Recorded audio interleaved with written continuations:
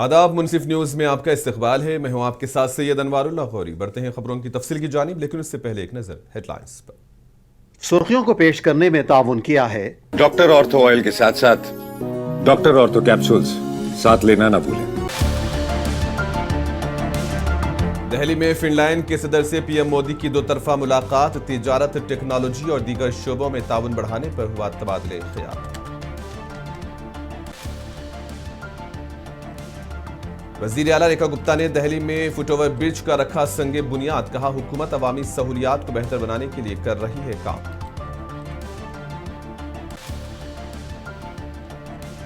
नीतीश कुमार राज्यसभा इंतखाबात में ऐवान बाला के रुकन बनने के ख्वाहिशमंद, सोशल मीडिया पर एक पोस्ट में इजहार।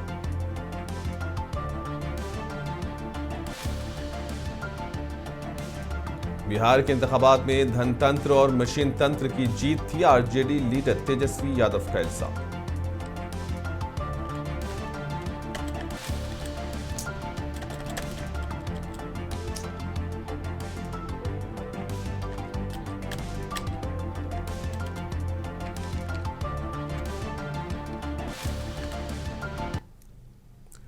वजीर आजम नरेंद्र मोदी ने दिल्ली के हैदराबाद हाउस में फिनलैंड के सदर अलेक्जेंडर स्टब्स से दो तरफा मुलाकात की है और इस मुलाकात के मौके पर दोनों रहनुमाओं ने बाहमी ताल्लुकात को मजीद मजबूत बनाने, तिजारत, टेक्नोलॉजी, तालीम और दीगर शोबों में ताउन बढ़ाने पर बातचीत की है।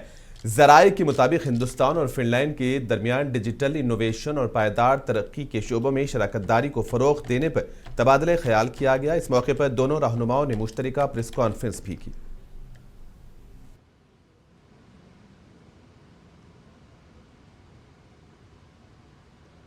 बातचीत हुई है और ये तस्वीरें आपको दिखा रहे हैं हम। प्रेसिडेंट स्टूब, दोनों देशों के डेलीगेट्स, मीडिया के साथियों, नमस्कार। 13वें फिनलैंड के राष्ट्रपति के रूप में अपनी पहली भारत यात्रा पर मैं प्रेसिडेंट स्टूब का हार्दिक स्वागत करता हूं। प्रेसिडेंट स्टूब एक प्रसिद्ध ग्लोबल लीडर ही नहीं, एक सम्मानित थिंकर और लेखक भी है।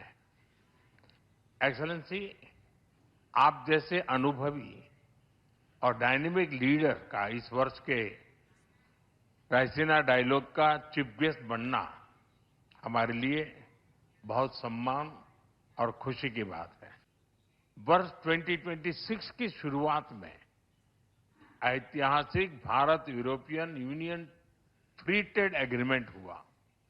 यह एग्रीमेंट भारत और फिनलैंड के बीच ट्रेड, इन्वेस्टमेंट और टेक्नोलॉजी सहयोग को और प्रबल करेगा।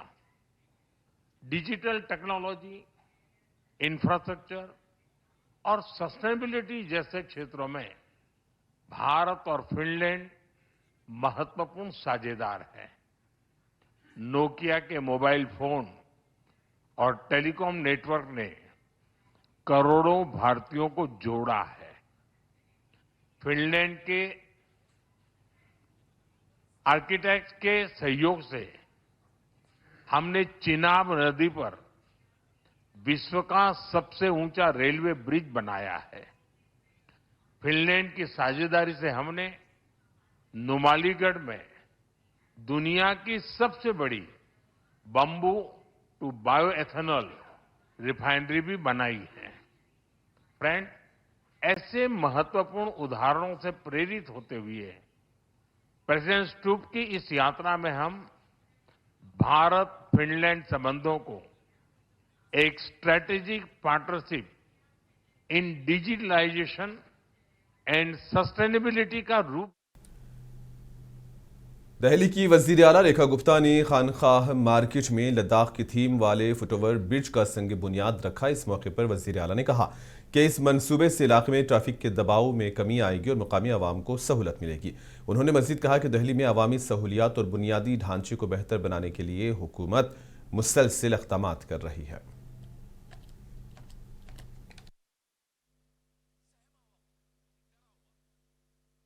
वर्षों से जिस डिमांड को हमारे लद्दाख बुद्ध विहार के लोग कर रहे थे। वो कॉलोनी जहां लद्दाख के हमारे भाई बहन वर्षों से यहां रहते हैं, अपना जीवन यापन करते हैं, एक फुट ओवर ब्रिज का डिमांड सालों से चल रहा था। यहाँ पिछली सरकार के पास सैकड़ों बार यहाँ के निवासियों ने अपना रिप्रेजेंटेशन लगाया, रिक्वेस्ट किया, डिमांड किया, परंतु उस सरकार ने इस छोटे से काम को भी कभी सिरे नहीं चढ़ाया। आज इस कम समय में भी हमारी सरकार के कार्यकाल में यहाँ के परिवारों की इस मुख्य डिमांड को हम पूरा करने जा रहे हैं। आज शिलान्यास किया है एक फुट ओवर ब्रिज, जो यहाँ की रिक्वेस्ट थी, यहाँ की जरूरत थी, और बहुत जल्द मात्र 6 महीने के कार्यकाल में इसको बनाकर पूरा कर दिया जाएगा। एक ऐसा फुट ओवर ब्रिज जो यहाँ के कल्चर से जुड़ा हुआ दिखाई देगा और यहाँ के लोगों के लिए एक सुविधा का साधन बनेगा। सरकार की इच्छा हो तो मुझे लगता है कि कोई भी काम असंभव नहीं होता। इसके लिए जो डिफिकल्ट परमिशंस थी वो हमारी सरकार लेकर के आई और आज यहाँ इसका शिलान्यास किया गया। Tamil Nadu DMK deputy general secretary Tiruchi सेवा ने सेक्रेटरीट में राज्यसभा के लिए अपना पर्चे नामजदगी दाखिल किया। इस मौके पर वजीर आला और डीएमके सदर एमके स्टालिन और पार्टी के दीगर कायदीन मौजूद थे। डीएमके की जानिब से तिरुचि सेवा की नामजदगी को पार्टी के अंदर एक अहम फैसला करार दिया जा रहा है।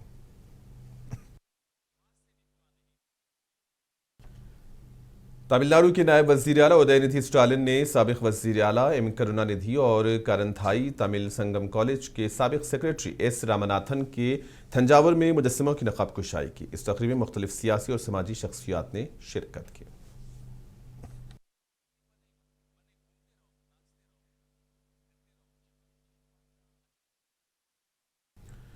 मगरबी एशिया में कशीदगी पर नेशनल कॉन्फ्रेंस के सदर फारूक अब्दुल्लाह ने कहा है कि अमेरिका कब्जा करना चाहता है और इसके नतायज अच्छे नहीं होंगे। इन्होंने कहा कि ईरान में फंसे कश्मीरी तुलबा बहिफाजत वापस आएंगे। वजीर आला उमर अब्दुल्ला वजारत खारजा के साथ मिलकर काम कर रहे हैं। अमेरिका कब्जा करना चाहती है और इसके नतीजे अच्छे नहीं होंगे, तो इंशाल्लाह वो वापस आ जाएंगे आराम से। उसके लिए उमर साहब कर रहे हैं फॉरेन मिनिस्ट्री से। उनको निकाला गया है, हिफाजती जगहों पर रखा गया है। जब तक उनको लैंड रूट से वो ले आ सकेंगे, फिर जहाज से यहाँ लाएंगे। बिहार के वजीर आला नीतीश कुमार राज्यसभा इंतखाबात में पार्लियामेंट के ऐवान बाला के रुकन बनने के ख्वाहिशमंद है। इस ख्वाहिश का इजहार इन्होंने सोशल मीडिया पर एक पोस्ट शेयर करते हुए किया। गुज़िश्ता 2 दहाइयों से बिहार की खिदमत करने के बाद नीतीश कुमार अब पार्लिमानी जिंदगी के अपने देरीना ख्वाब को पूरा करना चाहते हैं। उन्होंने वाज़ेह किया है कि वो बिहार की तरक्की के लिए पुरअज़्म रहेंगे। नीतीश कुमार ने अपने पोस्ट में कहा कि 2 दहाइयों से ज्यादा अरसे से आपने मुसलसिल मुझ पर अपना एतमाद और हिमायत बरकरार रखी है और इसी ताकत के बलबूते पर हमने पूरी वफादारी के साथ बिहार और आप सबकी खिदमत की है। आपके एतमाद और ताउन की वजह से ही बिहार आज तरक्की और एहतराम की एक नई जहद पेश कर रहा है।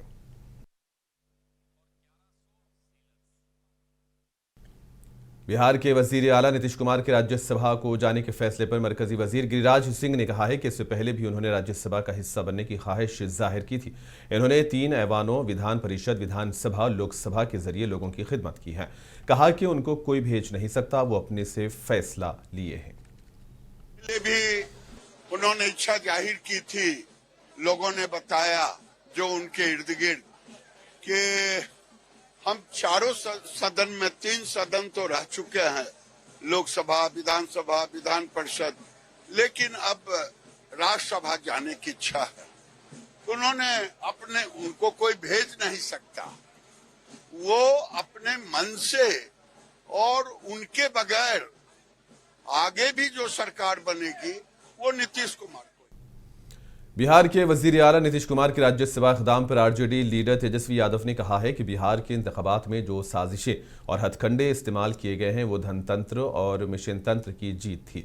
तमाम एनडीए पार्टीज जानती हैं कि उन्होंने बिहार के इंतखाबात कैसे जीते थे। अब नीतीश कुमार ने भी पोस्ट किया है वो राज्यसभा जाना चाहते हैं। इन्होंने मजीद कहा कि उनकी पार्टी शुरू से ये कहती आ रही है कि बीजेपी इंतखाबात के बाद नीतीश कुमार को वजीर आला की कुर्सी पर ज्यादा दिन नहीं रहने देगी।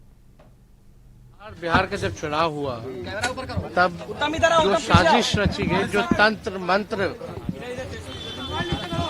और जिस हिसाब से पूरी तरीके से धनतंत्र जो है उस चुनाव में लगाया गया, पूरा सिस्टम के खिलाफ हम लोग चुनाव लड़े। और हम लोग ये पहले से कहते थे कि चुनाव में जिस हिसाब से इन लोगों की जीत हुई है, धनतंत्र की जीत हुई है, मशीन तंत्र की जीत हुई है, ये एक एक एनडीए के घटक दल सब लोग जानते हैं कि उनकी जीत इस चुनाव में कैसे हुई। अब हम इतना कहना चाहते हैं, जो हम लोगों के सामने जो समाचार आया, नीतीश जी ने भी पोस्ट किया है कि वो जो है सदन जाना चाहते हैं। आप सब लोगों को पता होगा कि हम शुरुआत से ही जो है इस बात को कहते रहे हैं कि चुनाव के बाद जो है नीतीश कुमार जी को भाजपा के लोग मुख्यमंत्री पद पे नहीं रहने देंगे। हमने उस समय भी कहा था कि ये महाराष्ट्र मॉडल जो है रिफाइंड तरीके से बिहार में जो है लागू करेंगे। आज वो बात जो है सच हो रही है।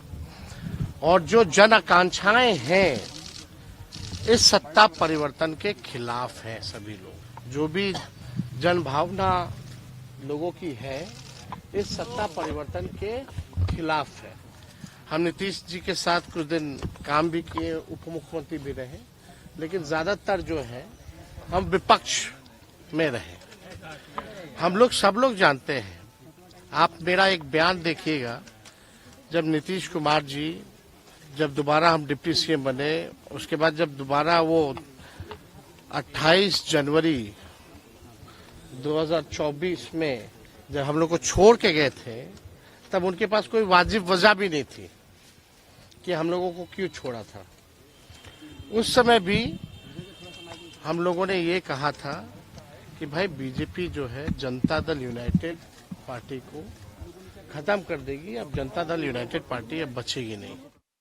बिहार के वजीर आला नीतीश कुमार के राज्यसभा जाने पर वजीर आला उमर अब्दुल्ला ने कहा है कि ये बिहार हुकूमत और इसके इत्तेहादियों का अंदरूनी मामला है, लेकिन नीतीश कुमार कभी इंडिया ब्लॉक में हमारे इत्तेहादी थे। उमर अब्दुल्ला ने कहा कि मैं राज्यसभा में उनके किरदार के लिए नेक ख्वाहिशात का इजहार करता हूँ। हालांकि ये बिहार की हुकूमत और उनके एलाइज का एक अंदरूनी मामला है, लेकिन तब भी क्योंकि एक वक्त नीतीश कुमार जी हमारे भी साथी रहे इंडिया ब्लॉक में, तो उनका इलेक्शन के 3 महीने बाद राज्यसभा जाना, चलिए अब उन्होंने ये फैसला ले लिया है। बिहार की लोगों की उन्होंने खिदमत की, उसके लिए शुक्रिया, और आगे जाके उनका रोल अच्छा राज्यसभा में रहे उसके लिए बेस्ट विशेस।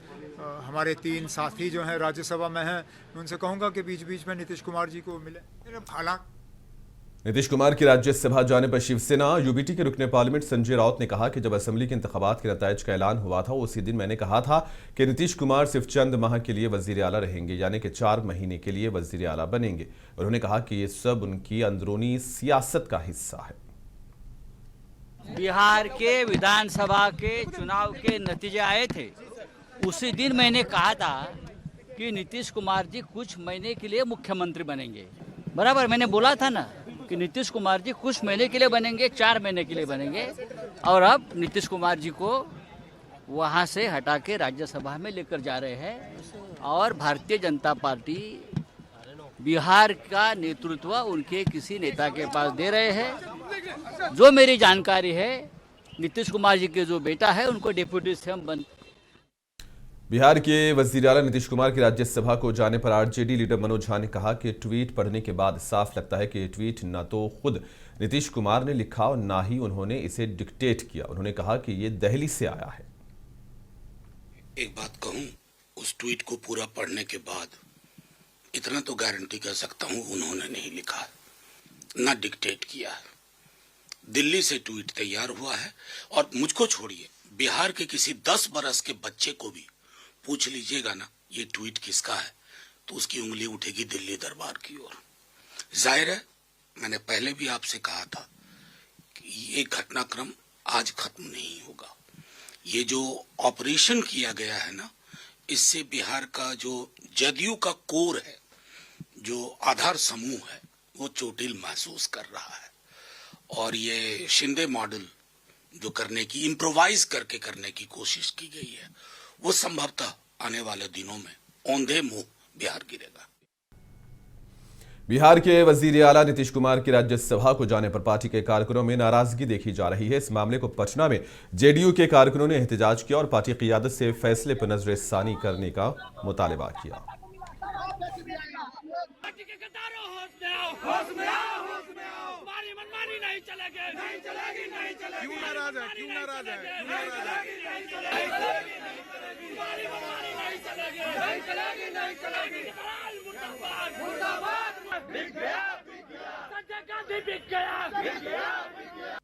विश्वास में लेकर और हम लोग उन पर विश्वास करते थे पूरे पार्टी जनता दल परिवार, और उनको विश्वास में लेकर के आज जो धराशाही पूर्व प्लानिंग चल रहा है, आज से नहीं, वो आरसीपी सिन्हा को साइड किया, सब मिलकर के उपिंदर कुशवाहा जब आया था उनको भी साइड कर दिया। लोग काहे जानता था कि परिवार के सदस्य पूर्व में रह चुका है लोग, और उनको साइड किया।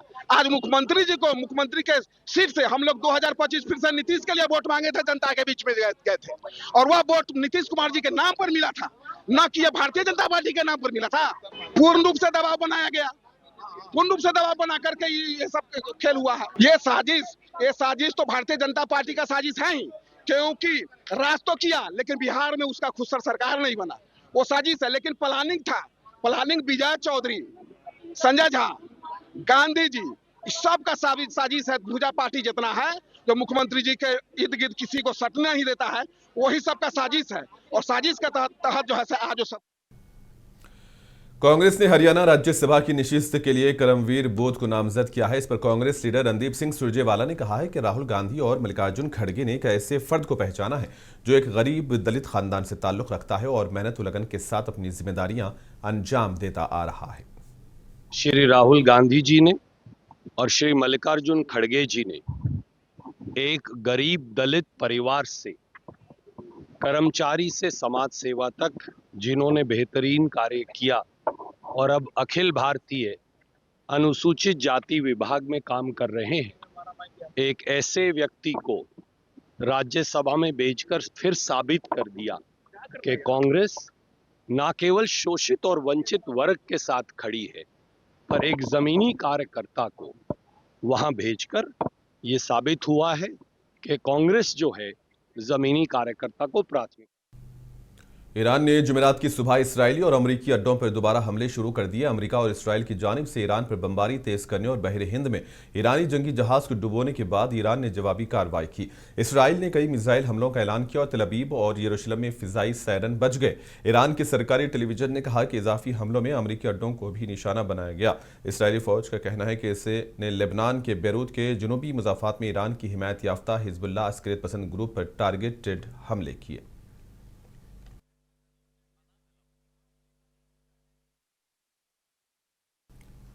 अमेरिकी सीनेट में रिपब्लिकन्स ने सदर डोनाल्ड ट्रंप की ईरान के खिलाफ जंग रोकने की कोशिश को मुस्तरद कर दिया, जिसमें 47 वोट मुस्बत और 53 मनफी आए।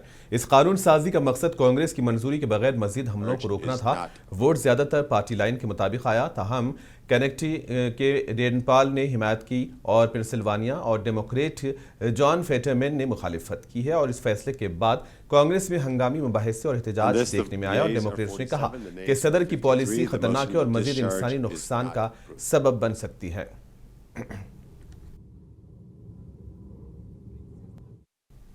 मशरिक़ वस्ता में ईरान और इसराइल के दरमियान जारी जंग 5वें दिन में दाखिल हो गई है। बीती रात तेहरान में धमाकों की इतलात मौसूल हुई है और ईरान, अमेरिका, इसराइल के दरमियान जारी इस तनाज़े में शिद्दत कम होने के आसार नजर नहीं आ रहे हैं। ईरानी सरकारी मीडिया के मुताबिक दारुल हुकूमत तेहरान के मुख्तलिफ इलाकों में धमाके सुने गए, जबकि इसराइल ने दावा किया है कि इसके फिजाई दिफाई निज़ाम को ईरानी मिसाइलों के हमलों के खिलाफ फ़आल कर दिया गया।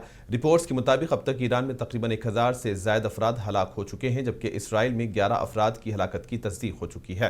पेंटागन ने यह भी बताया है कि कुवैत में एक ड्रोन हमले में अमेरिकी फौज के 6 एहलकार हलाक हुए। अमेरिकी सदर डोनाल्ड ट्रंप ने दावा किया है कि अमेरिका ने उन रहनुमाओं को निशाना बनाया जिन्हें ईरान के सुप्रीम लीडर आयतुल्लाह अली खामनई के मुमकिना जानशीन समझा जा रहा था और वो अमेरिकी हमलों में मारे गए।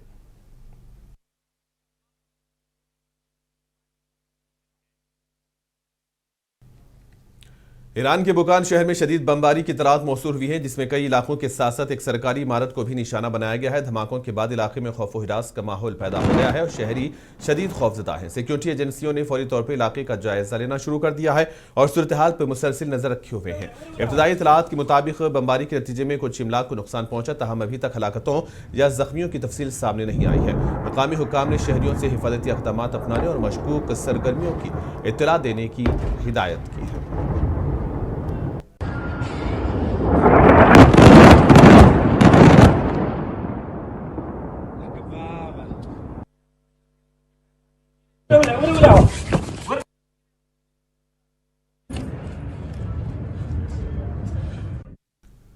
और इसी के साथ ही खबरों का सिलसिला यहीं पर इख्तिताम पजीर होता है। दीजिए इजाजत, आदाब।